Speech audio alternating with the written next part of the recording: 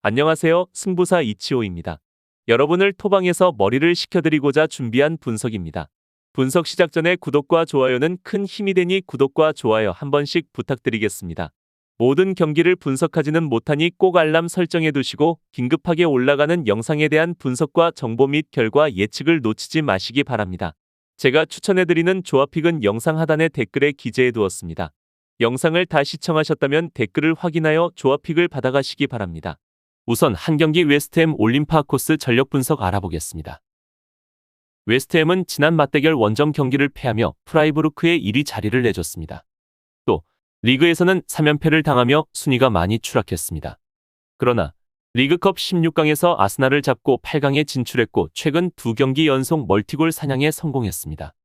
지난 시즌 컨퍼런스 리그 우승팀으로 컵대회에 강하기에 이번 유로파도 우승을 노리고 있고 홈에서 전력을 다할 것인데 다만 최근 리그에서 성적이 못한 부분이 경기력에 영향을 끼칠 수 있다는 부분도 감안해야 합니다.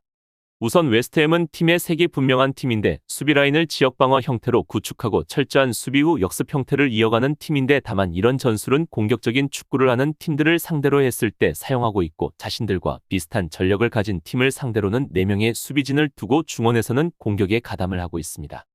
하지만 올림피아를 상대로 직전 경기에서 올림피아의 공격적인 축구를 감당하지 못하며 측면에서 중원으로 들어오는 공격을 막지 못하며 곧바로 실점 후 패배를 기록했는데 이번 경기에서는 웨스트햄이 조금 더 적극적인 공격으로 경기 운영을 할 전망입니다.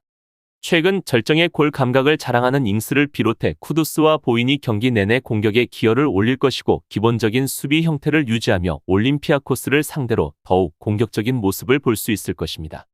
올림피아코스는 웨스트햄을 잡고 1위권에 승점 2점 차로 다가갔습니다. 그리스 클럽 중 최강팀으로 평가받는데 조별 예선 통과를 목표로 경기 운영을 하고 있습니다. 단, 이번 경기는 원정이기에 안정적으로 수비 위주 경기를 가져가며 포덴세와 포르투니스, 솔바켄 등을 앞세운 역습으로 승부를 보려 할 것이며 직전 홈에서 웨스트햄을 상대로 했던 전술과는 다른 전술을 사용할 전망입니다. 다만 올림피아코스가 웨스트햄이 파고드는 측면과 세트피스를 통한 공중볼 경합에서 열세인데 웨스트햄은 최대한 측면을 파고들어 세트피스와 많은 크로스를 기반으로 공격적으로 다가올 것입니다. 이런 전술을 철저하게 막아내야 하는 올림피아코스지만 측면에서의 공격을 막아내기는 쉽지는 않아 보입니다. 결론을 말씀드리면 워드프라우스와 알바레즈 등 공격력이 좋은 중앙 미드필더들이 주전으로 나서며 강점인 수비가 다소 약해지긴 했지만 이번 일정에는 수책이 중원을 조율할 것이기에 특유의 끈적한 경기력이 나올 수 있습니다. 홈의 이점을 살리며 쿠두스와 보인 벨라마가 스피드로 상대 수비를 넘어설 웨스트햄이 근소한 우세가 예상됩니다.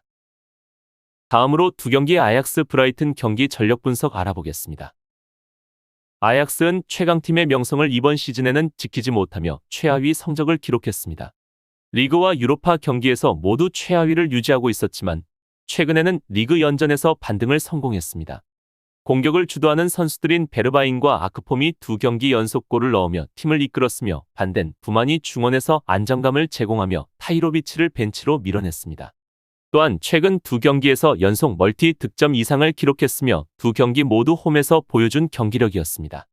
길었던 연패를 끝으로 확연히 달라진 모습을 보였고 자신들의 축구를 구사하며 공격적인 축구를 보여주었습니다. 아약스도 브라이튼과 비슷한 공격력을 지니고 있고 공격 축구를 보여줄 전망인데 결국 현재 브라이튼이 보여주고 있는 수비력을 감안했을 때는 아약스의 결정력과 세밀한 패스가 통할 가능성이 높습니다. 브라이턴은 현재 조 2위를 차지하고 있지만 B조에서는 순위 경쟁이 치열하기 때문에 현재 순위에 큰 의미를 두기 어렵습니다. 향후 3경기의 결과에 따라 토너먼트 직행이나 플레이오프 진출 여부가 결정될 것입니다. 최근 경기에서는 에버튼과 무승부를 기록하며 3경기 연속 무패를 달리고 있고 최근 10경기 중 8경기에서 실점을 기록하는 등 좋지 실점 억제 능력은 저조한 모습입니다. 말 그대로 공격적인 축구를 구사하기에 뒷공간이 열리는 경우가 상당히 작고 현재 중원에서 연결되는 패스가 정확하지는 않기에 잠시 주춤하는 경기력을 보이고 있습니다. 이런 브라이튼의 약점을 노리고 아약스가 선수비 후역습을 사용할 팀은 아니고 똑같이 공격적인 운영을 보일 전망으로 이번 경기에서 다득점이 나올 가능성이 높습니다. 결론을 말씀드리면 이번 경기는 접전이 예상되는데 브라이튼은 이전에 홈에서 아약스를 상대로 완승을 거뒀으며 그 이후로 반등에 성공했습니다. 또한 아약스는 팬들의 응원을 받을 수 있는 홈 경기를 치를 것이고 최근 홈에서 상당히 흐름이 좋아진 아약스입니다. 아약스는 베르바인, 아크폼, 베르기스와 같은 홈팀의 공격수들은 골을 노리겠지만 그로스와 같은 수비 라인이 안정감을 제공하며 박빙이 예상됩니다. 따라서 이번 경기는 홈 이점을 가진 아약스가 근소한 우세가 예상되지만 무승부를 배제할 수 없는 경기입니다. 다음으로 3경기 레인저스 프라 경기 전력 분석 알아보겠습니다. 레인저스는 다득점에서 밀린 조 3위지만 지난 스파르타 프라하 원정에서 원하던 결과를 얻어냈습니다. 홈에서 승부를 볼 수 있기에 원정에서 텐백을 가동하며 경기를 운영했는데 승점 1점을 따냈습니다. 룬스트넘과 라스킨 등 중앙 미드필더들이 최종 수비와 간격을 좁힌 것이 주요했고 이번 일정은 홈 경기기에 시마와 칸트웰, 다닐로와 데저스 등이 적극적으로 골을 노리며 달려들 것입니다. 스파르타 프라하는 지난 홈 경기에서 승점 1점 추가에 그쳤기에 이번 경기에서 패하지 않는 게 중요해졌습니다. 만일 이 경기를 패하고 베티스가 아리스를 잡는다면 최악의 상황에 직면할 수 있고 때문에 지난 홈 경기에서 레인저스가 했던 수비적 운영을 벤치마킹할 것입니다. 역습의 선봉에 설 수 있는 쿠우타를 제외한 선수들이 공간을 내주지 않기 위해 수비적으로 임할 것이고 직전 경기와 정반대인 경기 운영을 할 예정인 두 팀입니다. 결론을 말씀드리면 두 팀은 상황이 아주 많이 달라졌습니다. 직전 경기 엄청난 공세로 공격적인 축구를 보인 프라하가 득점까지 연결하지 못하며 아쉬운 무승부의 상과를 가지고 이번 경기 원정에서 레인저스를 상대할 예정입니다. 직전 맞대결에서는 프라하가 공격적으로 나섰다면 이번 경기에서는 레인저스가 공격적인 전개를 펼칠 가능성이 상당히 높고 프라하가 일방적인 수비 형태로 나설 전망입니다. 두 팀의 공수 밸런스가 비슷한 점을 고려했을 때 홈팀인 레인저스가 우세한 경기력을 보일 가능성이 높고 프라하는 무승부의 성과를 목표로 운영할 예정이기에 직전 경기와 동일한 무승부의 가능성이 배제할 수 없어 보입니다. 다음으로 4경기 툴루즈 리버풀 경기 전력 분석 알아보겠습니다. 툴루즈는 최근 리버풀에 대패하며 다음 라운드 진출을 위한 위기를 맞고 있습니다. 프랑스 리그에서 좋은 성적을 내며 진출한 이번 유로파리그에서는 힘겨운 여정을 거치고 있습니다. 그럼에도 불구하고 리버풀전을 제외하고는 1승 1무를 기록하며 위니온과 치열한 2위 경쟁을 벌이고 있습니다. 이 경기는 홈 일정이기 때문에 승점을 추가로 얻기 위해 최선을 다할 것으로 보입니다. 하지만 당연히 전력 차이가 상당한 두 팀이고 직전 경기에서도 툴루즈는 리버풀의 약한 전력을 상대로도 고전하는 경기 운영을 보였기에 이번 경기 역시 쉽지는 않을 것으로 보입니다.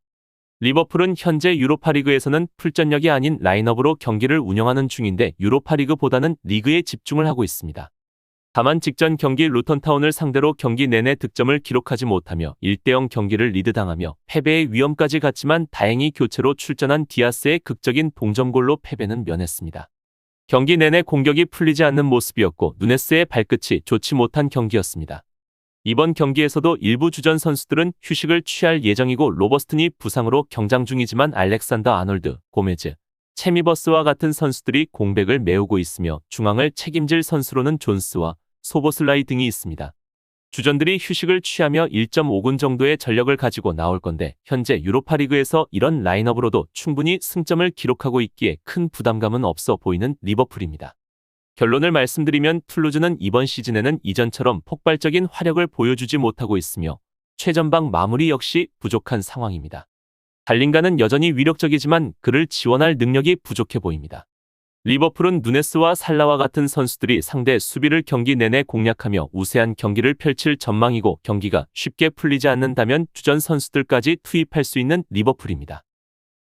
지금 보신 분석 영상에서는 최종 조합픽을 드리지 않습니다. 초안 분석 내용이며 더욱 세밀한 분석 자료와 최종 조합픽은 댓글에 기재해 두었습니다. 프로토가 처음이신 분들 혹은 프로토를 좋아하는데 적중률이 낮으신 분들께서는 투자하지 마시고 전문가의 도움으로 수익률 극대화하시는 것을 추천드립니다. 프로토는 단지 운으로 하는 게임이 절대 아닙니다. 모든 분야 전문가들이 존재하듯 프로토도 전문가들이 존재합니다. 경기 전 다양한 분석 자료 확인은 필수이며 가장 중요한 정보력이 수익의 80% 이상 지분을 차지하고 있습니다. 수익률을 극대화하고 싶으신 분들께서는 영상 하단 고정 댓글 클릭하셔서 분석픽을 확인하시면 됩니다. 시청해주셔서 감사합니다.